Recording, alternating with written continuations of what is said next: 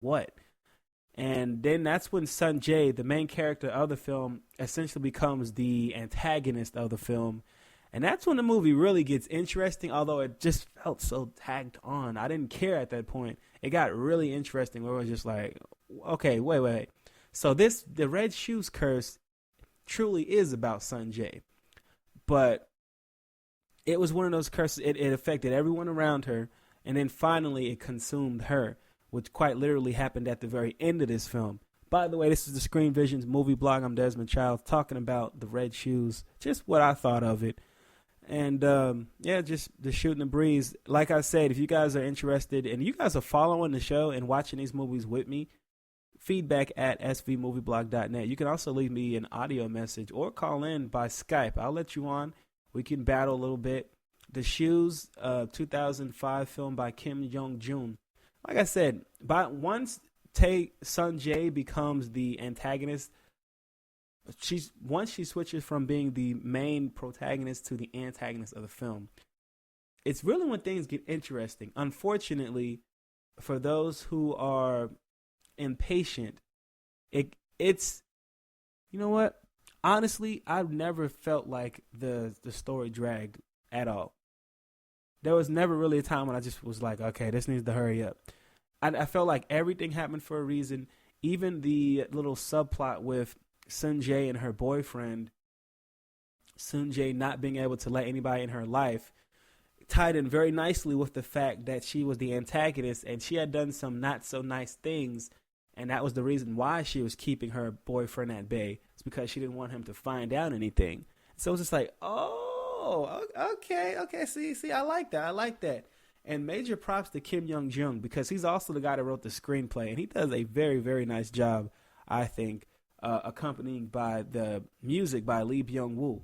And it's got the atmosphere, it's got the acting, it's got, those little jumpy moments where, and that's the best thing about this film. I'm gushing now because the more I'm thinking about it, the more I was just like, although that last, maybe 15, 20 minutes of the film just felt like somebody stapled it on, it was deserved. Like, I felt like the film had earned the right to go ahead and add that plot twist in there.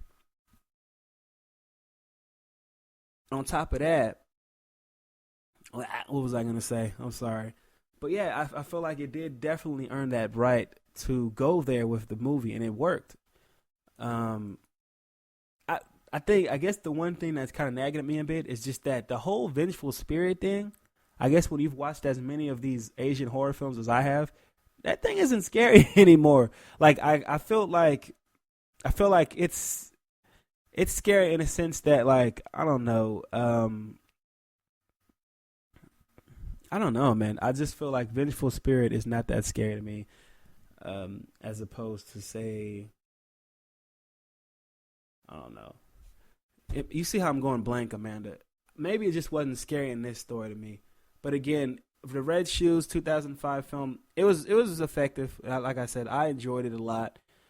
Like I said, I was kind of gushing over how it kind of connected the plot. I think that's probably the strongest point of this film. Even though the ending felt kind of tacked on, it was still cohesive enough for you to be like, okay, yeah, I can see that, kind of being the reason why. And I'm not sure if that's how the fairy tale and Hans Christian Andersen story goes. But if that's the case, these guys did a really good job of piecing this together.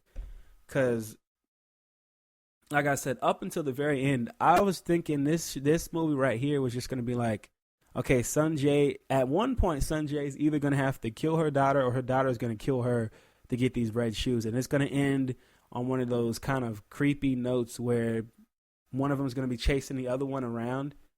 Like Onibaba. Like, Onibaba. Like, I remember watching that for the Cinema Classics Marathon. It had a scene in there, like at the very end of Onibaba, where one of them was chasing the other one with a mask on. Except there wasn't a mask, but one of them was just screaming at the other one and chasing him around the sub area. And it was just like, holy crap, this is scary. And by that time, Sun Jae had already went crazy or whatever.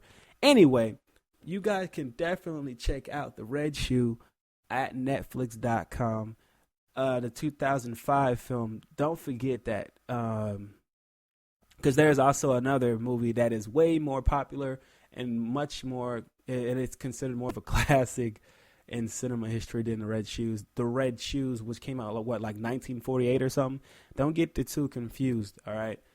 But yeah, nice work by Kim Jong-gyun and the guys.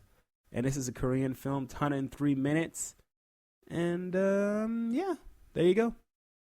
In the summer of 2008, a man named Fightbait started an anime podcast. I watched Grenadier because of the tits. And it was terrible. 2 years later, maybe his penis is the duck. I don't know how you would put that in a woman. Fightbait.com may still suck ass, but we're bringing you more content than ever. If you head over to the website, you can now find news, reviews, editorials, pictures of dogs, and more crappy podcasts than your ears can handle. You even have the option to subscribe to the podcast, the blog, or both. Fightbait.com, kicking ass on the internet for 2 years and counting, proving that quantity is better than quality. So you want to hear people talk about Japanese cartoons? You know, anime. But you think the other anime podcasters just aren't nerdy enough? Sounds like you need to join forces with the Anime World Order. Where each week 3 self-proclaimed experts offer you reviews of titles both new and classic, news and commentary, rants, convention reports, interviews with fandom, and some hentai and yaoi for good measure. So search for anime in the iTunes Music Store. Or visit our website at animeworldorder.com. Anime World Order, revealing the truth about anime, one podcast at a time.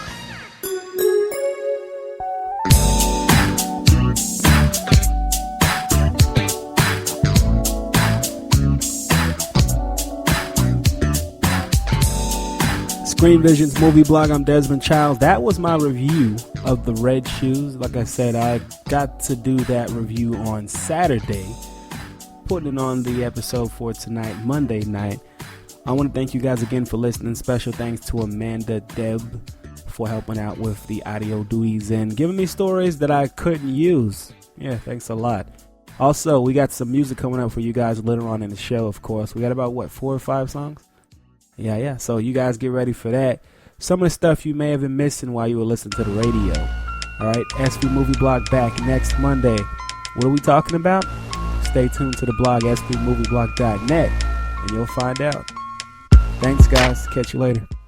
The Screened Visions Movie Blog Podcast is a proud member of the Otacast Radio Network.